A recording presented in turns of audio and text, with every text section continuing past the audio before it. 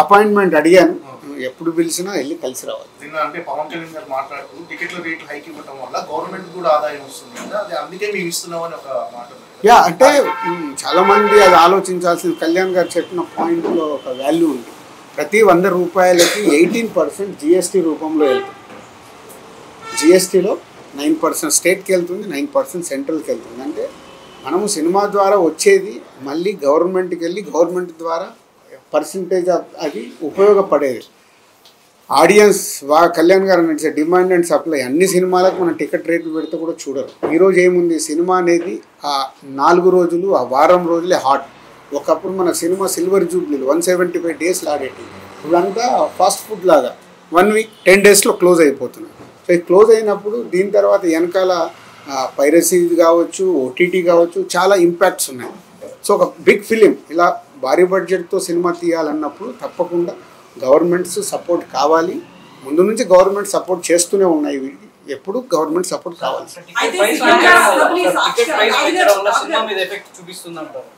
Ticket price పెంచడం వల్ల cinema మీద ఎలాంటి ఎఫెక్ట్ చూపిస్తుంది? ఎందుకంటే తక్కువ రేట్ ఉంటే ప్రేక్షకులు మరోసారి చూసే అవకాశం ఉంటుంది, కానీ ఎక్కువ ధర పెంచడం వల్ల రిపీట్ ఆడియన్స్ రాకపోవడం, థియేటర్లు ఖాళీ కనిపించడం అనేది సినిమా మీద ఎలాంటి. సో అందుకే ఎప్పుడు 1 వీక్ 10 డేస్ టికెట్ రేట్లు పెంచితే అప్పుడు చూడాల్సిన ఆడియన్స్ అప్పుడు చూస్తారు. సినిమా సక్సెస్ అయినప్పుడు ఆటోమేటిక్గా 2nd week 3rd week normal రేట్లలో చూస్తారు. సాక్షిగా చెప్పారు టికెట్లు నేను సీఎంగా ఉండగా పెంచేది లేదని. అలాంటి ఆయన దగ్గరికి మళ్ళీ మీరు ప్రతిపాదన తీసుకెళ్తారంటారు, దీన్ని ఎట్లా చూడాలంటారు? సేమ్ టైం సీఎం గారు మొన్న కానీ అక్కడ మీరు మీటింగ్ సీఎం గారు స్పీచ్ మొత్తం చూస్తే తెలుస్తుంది. మీకు ఏం కావాలన్నా తీసుకోండి, మీరు అది తీసుకోండి, ఇది తీసుకోండి. ఆయన స్పీచ్ చూడండి. మేము ఇండస్ట్రీకి అగనిస్ట్ కాదు, అన్నీ ఇస్తాము, కానీ ఇలాంటి ఇన్సిడెంట్లు జరిగి మాకు ఇలా జరగకూడదు, జరిగింది కాబట్టి ఫర్దర్గా నేను ఇలాంటి నిర్ణయం తీసుకుంటున్నాను అని చెప్పారు. సో అన్నీ ఇస్తానని కూడా చెప్పారు. నేను ఆ ఆశతో ఉన్నాను. ఆయన స్పీచ్ మీరు ఒకసారి రివైండ్ చేసుకొని చూడండి అసెంబ్లీది. నేను 10 సార్లు చూశాను.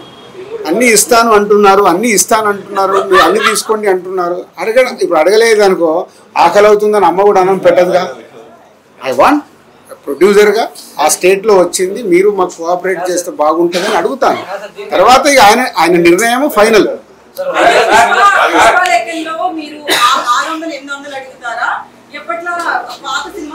పాత సినిమాలాగే డోంట్ వరీ. మీరు ఒక డిస్ట్రిబ్యూటర్గా నేను ఎన్నో పెద్ద సినిమాలు ఇక్కడ రిలీజ్ చేశాను. నేను చాలా క్యాలిక్యులేటెడ్గా ఉంటాను. ఇప్పుడు RRR లాంటి సినిమా కూడా ఎంత పెంచాలి ఆ రోజు ఆలోచించి ఇదే కరెక్ట్ అని చాలా నిర్ణయాలు తీసుకొని నేను బ్యాలెన్స్ చేస్తాను. అబ్నార్మల్గా పెంచడం వల్ల అటు ప్రేక్షకుల మీద కూడా ఇందాక మీరు అన్నారు, అబ్నార్మల్ పెంచితే ప్రేక్షకుల మీద బర్డెన్ పడితే దాని రియాక్షన్స్ వేరేలాగా ఉంటాయి. అలాగా ఇప్పుడు ఆంధ్రాలో ఎలా అయితే మీరు ఇప్పుడు ఆంధ్ర జియో చూస్తే తెలుస్తుంది. దేవరా సినిమా అప్పుడు ఎలాగ ఉన్నాయో అలాగే కొంచెం ఫెస్టివల్ టైం కాబట్టి జాగ్రత్తగా చూసి అడిగాము, వాళ్ళు ఇచ్చారు.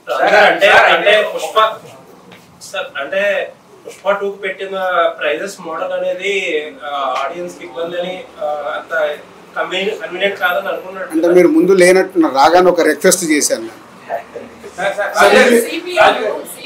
రామకృష్ణ గారు అన్నారు ఆడియన్స్ ని బలహీనతల్ని చేసుకుంటున్నారు ఫస్ట్ 1 వీక్ పెంచడం టికెట్ రేట్స్. అంటే అదేనమ్మా, ఇప్పుడు అది ఎవరి పాయింట్ ఆఫ్ వ్యూ వాళ్ళ తప్పు కాదు. కానీ ఈరోజు తెలుగు సినిమా ఎందుకు ప్రపంచవ్యాప్తంగా మనకు గౌరవం వచ్చింది? ఎందుకు వస్తుంది?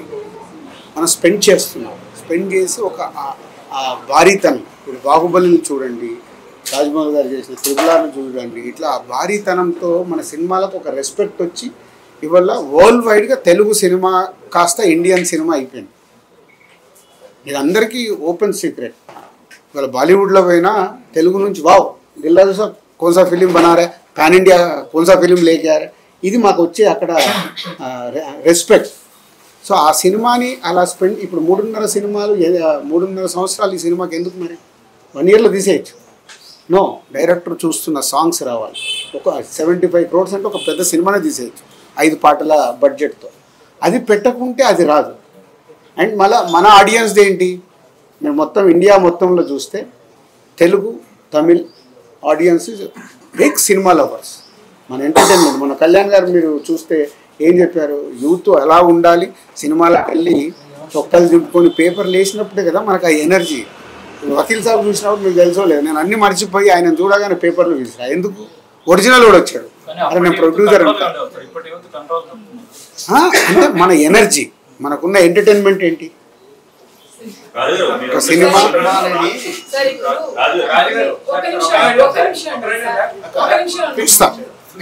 ఇప్పుడు ఇక్కడ మన తెలుగు రాష్ట్రాలు అడిగినట్టు అదర్ స్టేట్స్ అడుగుతున్నారు టికెట్స్ పెంచమని. అదర్ స్టేట్లో ఇప్పుడు అంటే ఇంకా pan India cinema, pan India అయిన అదర్ స్టేట్లోకి వెళ్ళి ఇప్పుడు మా సినిమాకి టికెట్ రేట్లు పెంచండి అని అడగం. ఎందుకు? మన సినిమా మన దగ్గర నుంచి వెళ్తున్నాము. మన హీరోలు అంటే మన స్టార్ హీరోలు అందరంటే మన అందరికీ ఆల్ హీరో అభిమానులు. ఎందుకు పరిగెత్తుకుంటూ వెళ్ళి చూస్తారు? ఈ కల్చర్ అదర్ దగ్గర లేదు. ఎంత పెద్ద సినిమా అయినా మానీషో నుంచి వెళ్ళడం విపరీతమైన క్రేజ్తో వచ్చినప్పుడు ఉంటుంది తప్పితే మామూలు స్లోగానే ఉంటుంది అదర్ స్టేట్స్లలో. అదర్ స్టేట్స్లో టికెట్ల రేట్లు బెంగళూరు కానీ మెట్రోపాలిటన్ సిటీలో 2000 ఆల్రెడీ ఉన్నాయి. ఇప్పుడు మల్టీప్లెక్స్లలో చూస్తే వీకెండ్స్లో వాళ్ళకి ఎప్పుడు ఆ రేట్లు వాళ్ళకు ఆల్రెడీ ఉన్నాయి కాబట్టి వెళ్ళి అడగాల్సిన అవసరం కూడా పడదు. ఇజ్రాయిల్